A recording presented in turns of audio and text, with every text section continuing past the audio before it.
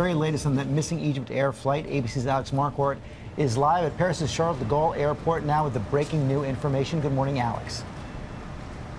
Good morning, George. Just a short time ago, we heard from France's President François Hollande. He said that no hypothesis can be ruled out in this crash. And that, of course, is a reference to terrorism, which Paris is all too familiar with after those two massive attacks last year. Just moments ago, we got word that in light of the November 13th attacks, that the lower house of parliament here in France has extended the state of emergency.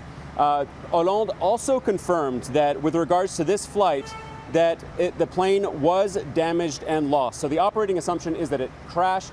There is a sea and air search going on right now off the coast of Egypt with assets from Egypt, France, and Greece. And we just heard from Greece's defense ministry that tells us that the EgyptAir pilot made a 90-degree turn to the left and then a 360-degree maneuver as he was losing altitude 20,000 feet in the air. He was last heard as he approached, the plane was last heard from as it approached the Egyptian coastline, flying through clear skies 10 miles inside Egyptian airspace with 66 souls on board, most of them Egyptian and French. Of course, the family members of all of those on board desperately waiting for news of their loved ones this morning.